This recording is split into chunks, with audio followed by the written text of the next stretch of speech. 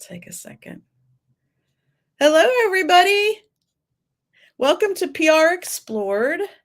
And today we are talking all about using social media for media relations with our very special guest and my friend, Michelle Glogovac. Hi, And welcome. MG.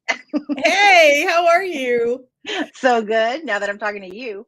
I'm so glad you're here. We're overdue for a catch up anyway, but We are. everybody will We be are. listening to this catch up. So we'll But you've had quite a year already with the launch of your book, and actually, just I have it over here. I have to run and grab it. I brought it over so I can hold it up. Here it is. Thank Yay, you. Michelle's book. Whoa, move it over. There it is. And everybody should have a copy. Yes. And you can now get the ebook and the audiobook. If you love hearing this voice, you get 6 hours of it on the audiobook. Yes. Yes, absolutely. I saw that announcement, and that's a big deal. And I'm so happy for you and excited. And I've been following along on social media, of course. And it looks like it's off to a great start. And I Thank know what a you. big deal it is. So It's a lot of work. yeah. So we'll jump in and we'll take people's questions maybe as we go here. We'll see. And I want you first, though, to tell everybody a little bit about you and what you do for clients. And I know I have been referring clients who want to focus on podcasts as part of their PR strategy to you for several years now. And so, but I want you to talk a little bit about it first. Okay, thank you. I am Michelle Glogovac. I am the podcast matchmaker, the author of How to Get on Podcasts, host of the My Simplified Life podcast, and the owner of the MLG Collective. I see Kathy just joined us. So I am the other MG from Twitter. We met, oh my gosh, I don't know how many years ago, but what I do for clients is I get them pitched onto podcasts for interviews. I work with them to create unique speaking topics, their branded media kit, pitching, follow up, and then also repurposing their interviews into greater marketing content to increase their visibility of their brand, whether it's personal or business. Yay. Yay. And of course, now you have your book with Yes. everything that you've learned over the years. And And yeah, I what is don't, I the don't keep a secret, so that everything is in the book. well, the thing about it is, though, you can, they say you can lead a horse to water, but you can't make them drink, right? So Right. even if they have the book, they still might need help or, have questions. My question is, what is the most commonly asked question that you get about being on podcasts or getting on, what are some of the most commonly asked questions? What do I talk about? That would be the big one. Okay. How do I pitch myself? What topic do I pitch? Do I pitch my product, my book, my service? And the answer is no. You pitch yourself, the person, because the podcast host is not going to interview you or your book or your business. They want to hear from you. The other one would be, where do you find podcasts? How do you search for them? And there's a whole plethora of different places, from Instagram to Podchaser to Google Podcasts to really just the internet, Apple Podcasts, Listen Notes. There's a ton of places that you can search and go down rabbit holes to find them. And then the other question would probably be like, how do I get onto bigger podcasts? And what's my ROI? How do I measure that? And for when it comes to size, I always say that size doesn't matter. You need to look at who your target audience is. So I'd rather have you in front of 200 people who all want to hear from you, who need to hear what you have to say, than a million people who really they could care less about your knowledge or your education because they're not listening to the podcast for that reason. Then measuring your ROI, that's really up to you. How are you presenting your freebie, your checklist? Are you giving a unique bit.ly link so that way you can track it?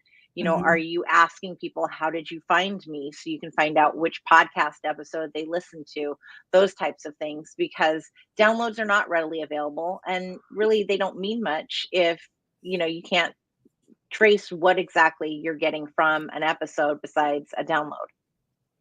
Right.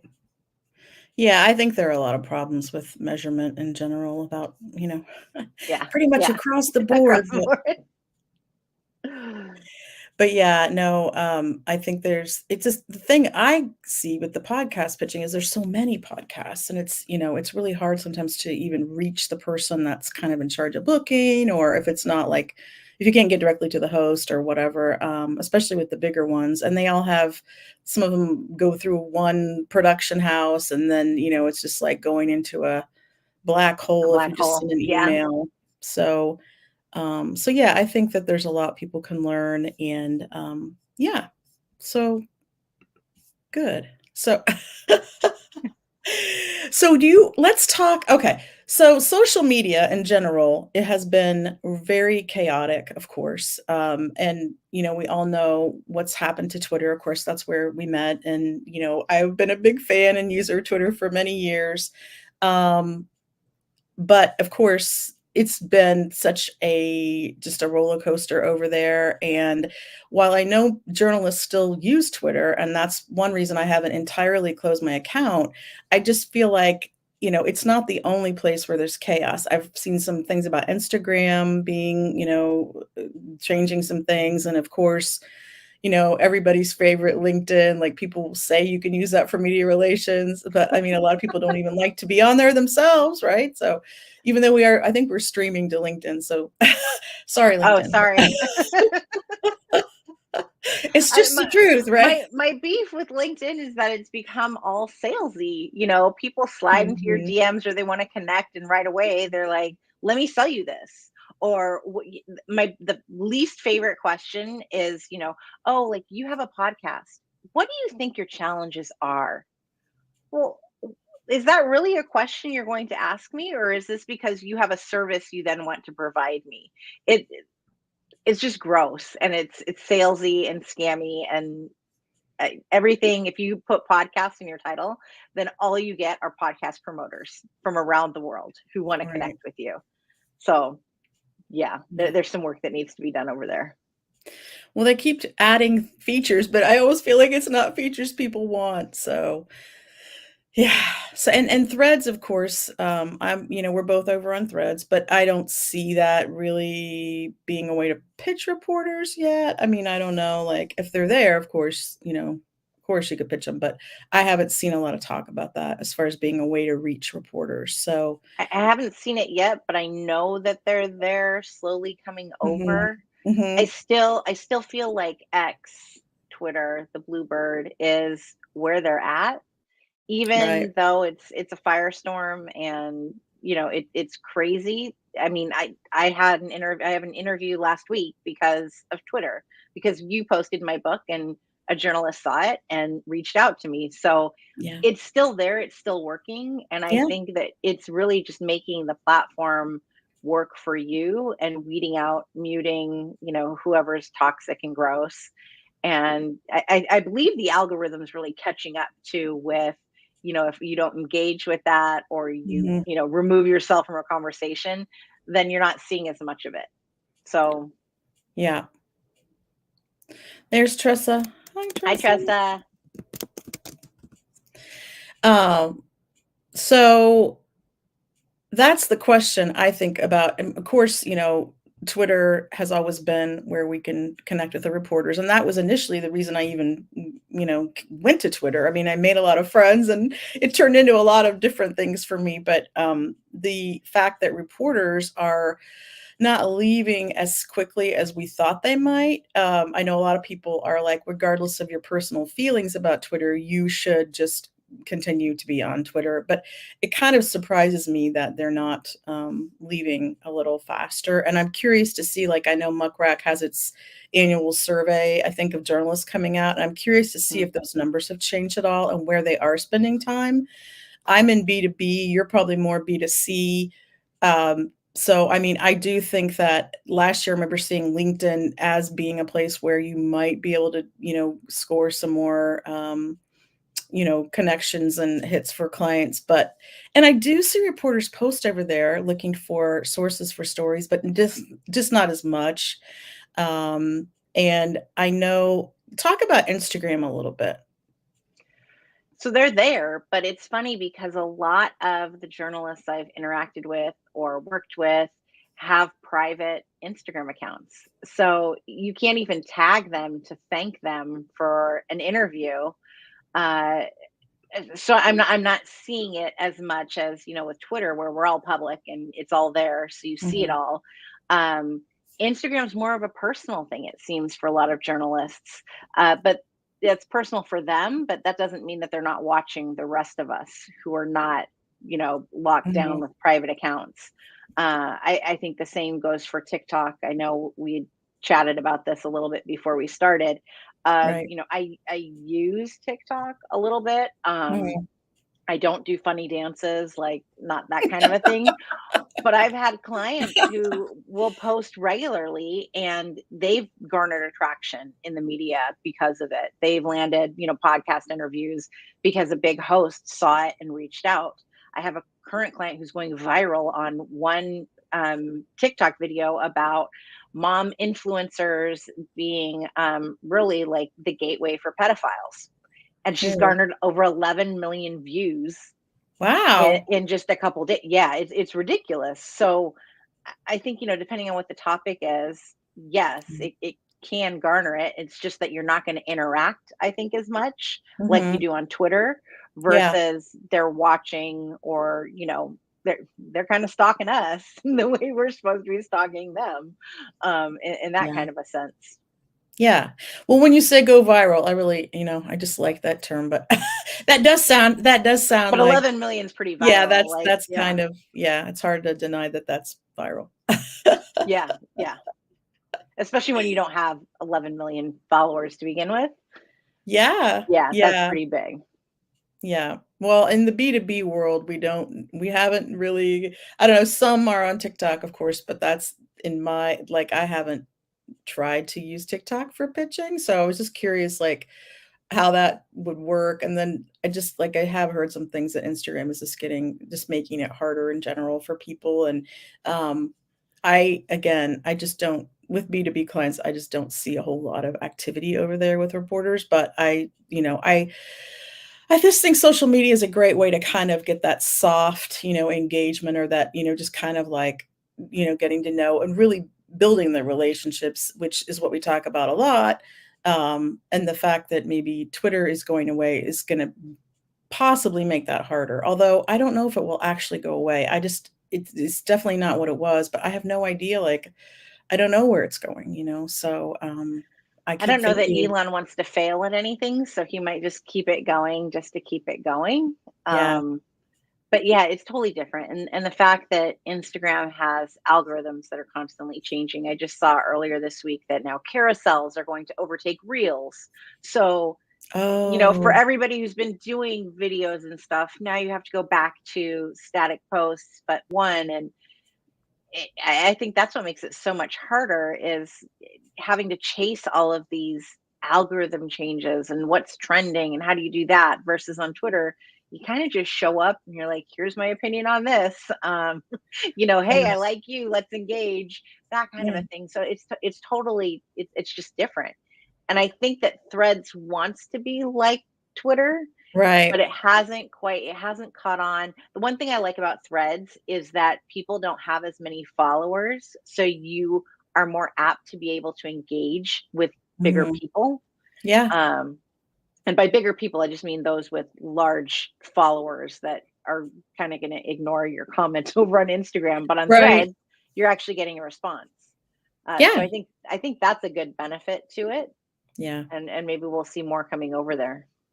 I've noticed that too because it's still early days and it's just a little bit easier to get engagement, I think, when you're over there. Although I know a lot of, again, a lot of reporters and PR people aren't over there yet. And so I keep seeing the numbers that the users are increasing. But as far as the way I'm using Threads versus the way I use Twitter, it's not really the same. I mean, I'm kind of trying to do that, but like it's not really the posts that get engagement on Threads are different than the ones that might get engagement on Twitter. I think I feel like Threads is more people are hobbies and like, pastimes and just for fun. And like, they don't really necessarily want to talk about work. When I post about, PR stuff, they're not maybe so like, okay, yeah, whatever. But but if I I've post noticed, about like what I ate for lunch or like, my cat or, then yeah, they're more, likely to be excited about it. So, I've definitely noticed that my threads that are more like opinionated, that hmm I have to actually use words that I can't do on Instagram unless I, find a pretty picture or something to go with it. hmm It really garners much more attraction. Like the past hmm 2 weeks, I've threaded about podcast hosts not letting a guest know when they've gone live. And all of a sudden, everybody's like, yes, yes, yes, me too. But then I've also posted when podcast guests are not sharing their interviews and how annoying that is. Yes, yes, yes. And that's where you see all of this. But if I post like right. my book is out, womp womp, it's totally not the same. Yeah. I'm going to pop this up on the screen. Let me see if this will work. Show. There we go. Okay. So Tress is saying, I think we're also experimenting. I wish it would become the new Twitter, but we may never have that sort of access to people, journalists again. And that's the thing. I don't think there is going to be. I mean, of course, there's other contenders as well, but I just don't think there's ever going to be another Twitter. And it's sad. But it's just a reality. So that's why I'm wondering, like, as social media still plays a role in connecting with and reaching out to reporters, um, I feel like I'm not sure. Media is changing too. So I just feel like we need something to cling to. And I think it might be your own site, your own media, that kind of thing as versus social versus earn. I don't know. I feel like there's going to have to be a little bit more focus. And I'm talking about the peso model, which I talk about a lot. But yeah, I feel like we're just kind of floundering around a little bit. And yes, you still might have success here and there. But I just feel like the guidebook, the rule book has been thrown away and we're just kind of Yes. like, what now? Like, where are we at now? So, And it's hard to keep up with too, mhm, that if you're on Twitter and your X and you're there, but oh, should I then post it on Threads and what am I doing there? And yeah, oh, should I put it on Instagram? There's just too many, and I think yeah, that's a big part of the problem. With the other ones that came to replace X when that started imploding. I mean, I signed up for one, but I never even logged on to it because to me, I'm like, there's too many places. It's yeah, too many places, too many different platforms, too many accounts. You just can't keep up. yeah, yeah. Okay, let's see what Kathy's saying here. So, I think for me, social media plays a nice role in connecting and getting to know reporters, but it just conditions the environment for outreach elsewhere. Right. Okay. Yeah. Right. And I Yeah. think that's kind of always been true. I mean, I have occasionally pitched reporters via, Twitter DM or something. But I mean, that is spotty at best, I think.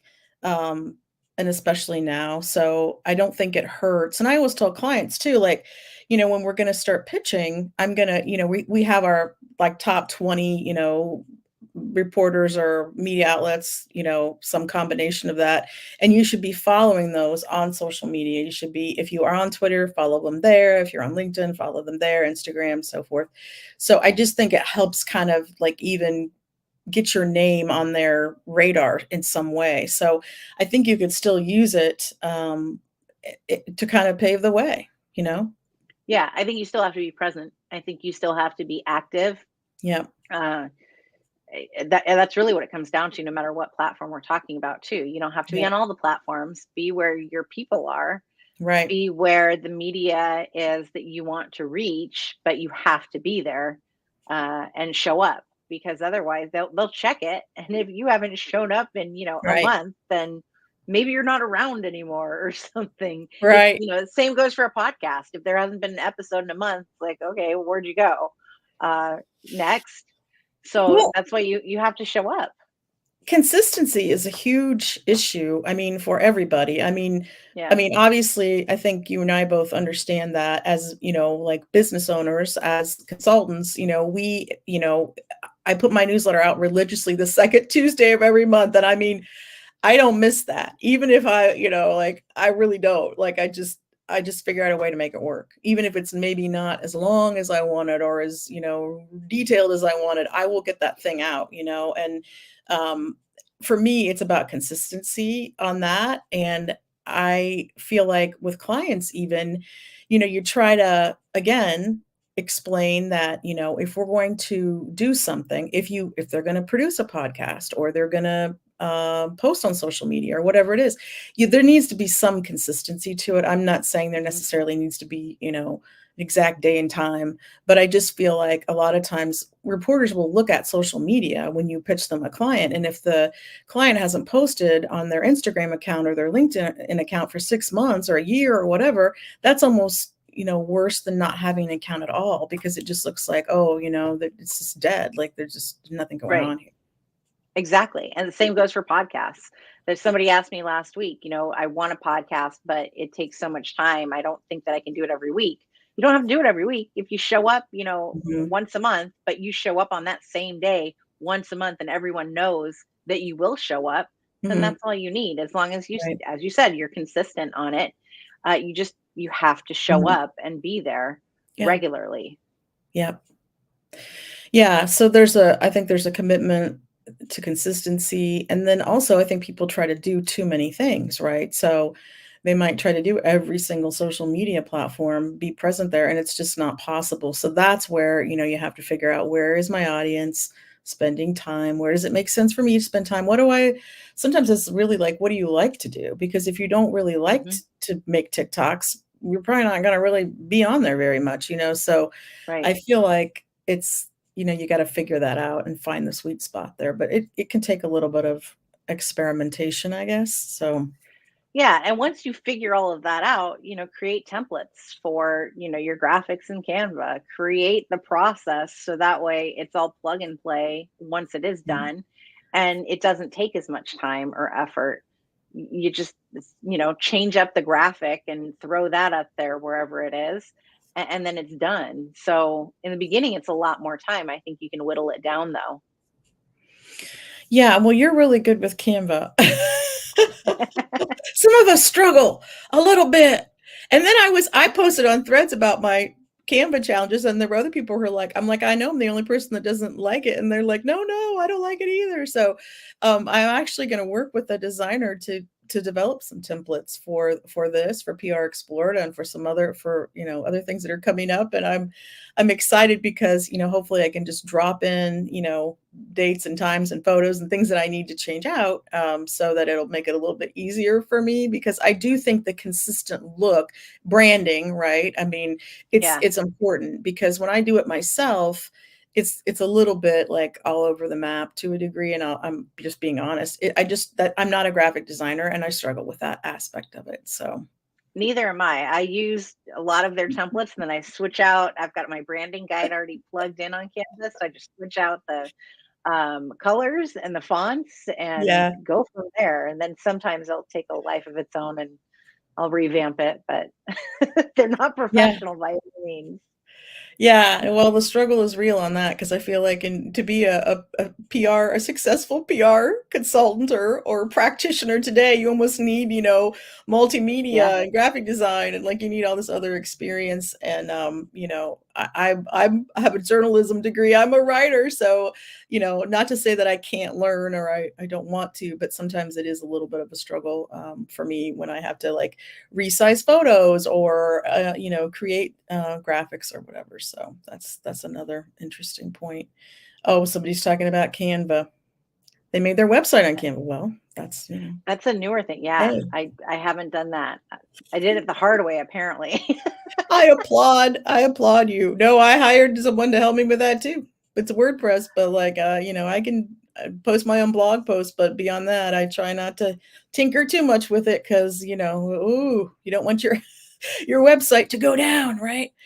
So let's look at a couple of these other comments. I think this is a very good point that Kathy is making. I use Twitter for research. I want to see, like, if I'm pitching a reporter, I'll maybe pop over there if they're there and see what they're writing about, what they're talking about, what stories they've written, recently, and if maybe this fits in some way. You don't want to pitch them the same story they just wrote, but it might have some other angle that they might cover in the future, the next time they cover that topic or whatever. So I think it is useful for that. What do you think? Yeah, definitely. I agree. And, again, to engage and share their stuff too, show Yeah. some appreciation. And then, when they do work with you, show some more appreciation, tag them. Yeah. I think those are important things to do and to use as well. Yeah, that's one. I really, it's hard to get clients around on, to that thinking, because I feel like once the story is out, what are you going to do with it? Like, we worked so hard to get this. Now you need to share it, and you need to tag them, and you need to thank them, and you need to, like, promote your PR, promote Yeah. your earned media. It's not like it just came out and then, oh, we're done, like, on to the next. Like, it should have a little bit of a life after that, and you should be able to plug it in various ways to kind of prolong that, the boost that you get from that hit. Yeah, and I think people forget that when you are plugging it and thanking an outlet or a journalist, they Mhm. will turn around in most cases and replug what you just plugged to Right? further that lifespan. So if you're not plugging it, then the Yeah. ripple effect just stopped and there's nowhere else for it to go. Versus if you keep promoting Mhm. it, they'll promote it and so on. So it's really up to you as to what the longevity of a piece is going to be. And if you don't share it, then it's dead. Yeah. And also, don't you think that, I mean, and I think it's, this is a rhetorical question, but reporters are probably more likely to come back to the people that do tag them and are Yes. grateful, because they can really pick anybody they want to be in the story. So I Yes. always feel like, why, help me help you by, making the most out of this. And and it's a big deal. Like, I know I still get excited, when I get a client in the news, and I wish sometimes that they would be as excited as I am, because I know how Yeah. much work that takes and what a challenge it can be. So, Yeah. No, and it's the same for podcasts. I told some podcasters last week, you know what? Why don't you, instead of complaining about people not sharing, why don't you take the pitches that you receive and go vet those people by seeing, are they sharing their podcast interviews already? And then you'll know right away. You won't set yourself up for the expectation of them sharing it and then they don't share it. When you've seen whether or not they share other interviews, you'll know right away. So, for a host, maybe that's going to be the new standard of vetting of, are you sharing other interviews where you've been on a podcast? And if not, maybe you're not going to get the interview because you're not doing them a favor. yeah. And I think, yeah, that could attract other reporters. I mean, it could make a difference. I mean, I always feel like maybe it won't, but if there's any chance that something can help you earn that media coverage, why would you not do it? Like, so Yeah. if other reporters notice that a brand or, a corporate comms person or whoever is actually, grateful and sharing and tagging, that might sway their opinion a little bit too, because look, oh, they shared Yeah. this and look how many people, liked it or saw it. Or so I don't know, there's all these things that kind of add up, to the perfect storm when you're trying to get coverage for a client, but sometimes it's really hard to get everybody to, like, do those things and Yeah. create that momentum. So Yeah. If only there was a magic wand. well, and, we live and breathe this stuff, and so, I mean, I think to us, it's obviously very, it's kinda like it makes sense, but I don't if you don't think about it all the time, you probably wouldn't think about it. But then when you're p so I know we have PR people listening, but also, like, there might be some clients listening, and so clients, help your PR person.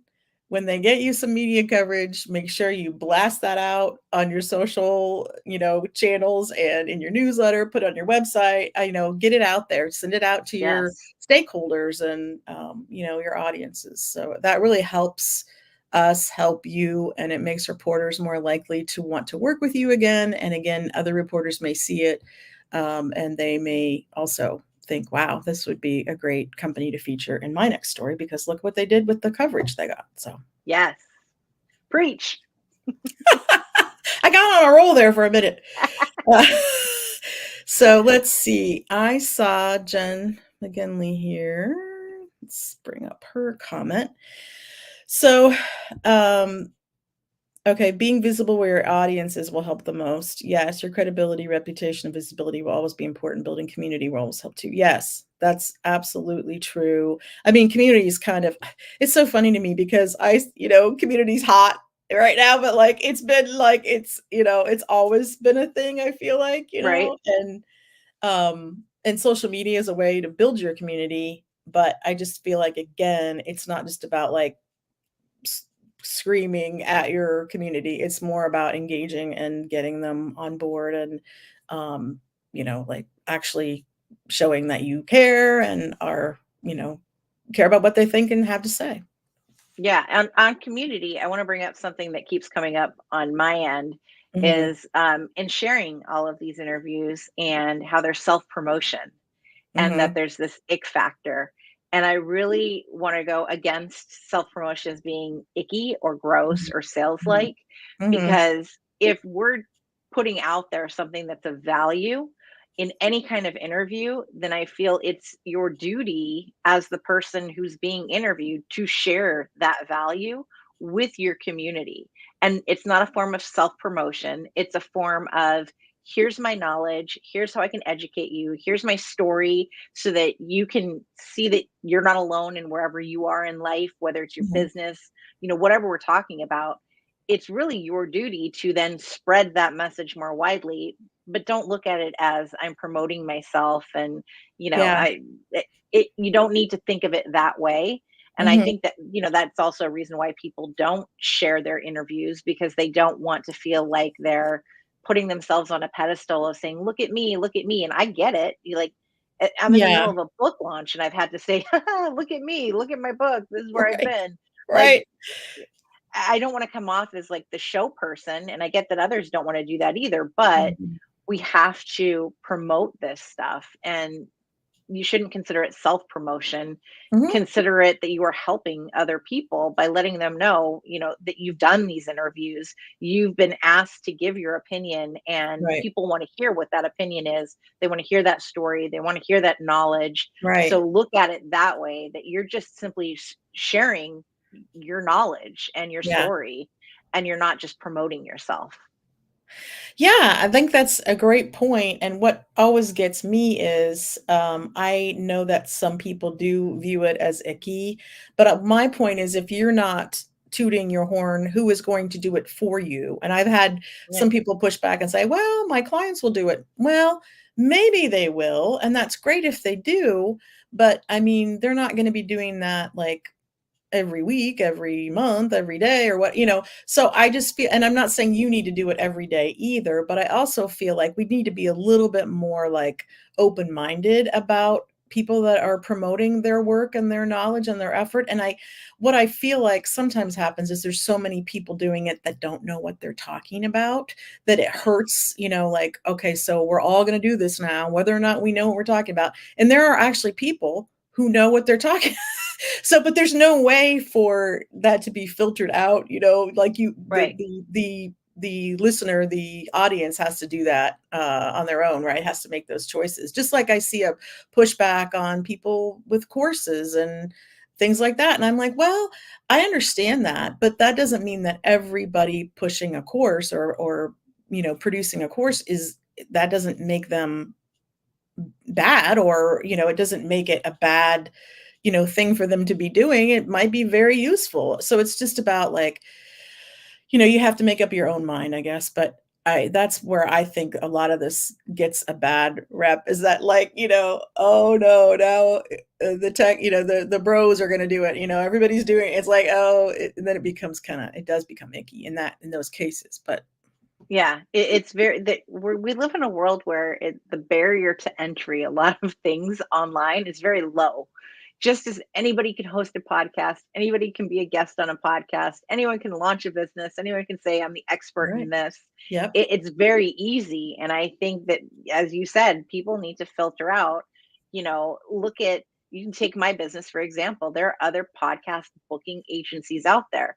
Mhm. Go check out what the history of the person in charge Right, is. Is it that they were a guest on a podcast a year ago and they were like, well, that right. was easy. I can teach you all how to do what I did? Or have they been doing it for over 5 years where they've learned everything that goes into a podcast? They have Uh-huh. their own, and they have an actual system that's been created. Like, do that homework. Don't just Right. take for face value of, well, I'm the expert, so you should come to me and work with me and I know it best. Ask for examples on top of Yeah. it.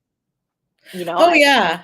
Because that's the thing, it's like, I know, like, if if you can add to your credibility, and build your reputation with real, actual results, I think and you talk about that and like, people can ask questions and you can answer those questions in a knowledgeable way, I think it makes a big difference. I mean, I've been in PR and comms for, I mean, a long time, right? Over 20 years on my own even. So I just feel like not everybody is the same, it's not, not all consultants are the same. And yes, they need to do their homework. And social media is one way to do that. And then of course, you want to look at their website and maybe look at their LinkedIn recommendations and, what kind of results have they gotten for other Yeah.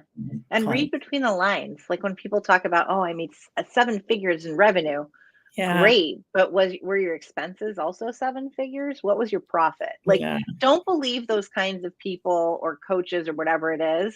Like, Yeah. really read between the lines and dig deep into what they're telling you, to weed things out. I think that's so important. And it goes also for, the PR side when we're talking about our clients of, Mhm. we need to get specific too. So Mhm. forget the fluff, Mhm. you know, we don't want to put that nonsense out there as well. Yes. So I just put another comment up here. It is important to talk about, it's not a vanity thing. Oh, look at me, but it's actually, sharing your knowledge with others. And I think that hopefully the audience can see the difference between the two things because there's fluff and then there's substance. And, we want the same thing for our clients. I mean, that's why I'm somewhat careful about who I work with these days because they've gotta have something to bring to the table. If they want thought leadership coverage, placements, they have to have thought leaders that have Right. real, like, thoughts about trends and the direction of the industry or, something interesting to say beyond, just, "Yeah, hey, look at us. We've got a product too, like the other 10 companies in our space." It's about bringing something to the table that's really valuable for people. And then you shouldn't really worry about the fact that, people might say, "Oh, yuck, they're self-promoting." Like, I don't know. I know I have friends that think that way, so I don't mean anything, by it other than the fact that, if we don't talk about what we're doing, the chances that somebody else will just start talking about it for us are, Yeah. that's a risk that you're taking there. I don't know. And So, you have to talk about it. I mean, I heard from people like on Facebook that, I didn't even know you were writing a book. And then the book just right. comes out. And it's like, well, yeah. And that was me going, oh, I don't want to toot my own horns. Yeah, I wrote a book, but I get it. We have to. And at the same time, who wants to be posting that, like, I'm writing a book and then what if nothing comes of it? Right, Uh, that's different. But when things are right. launching and they're live, you need to promote it so people see it. Yeah.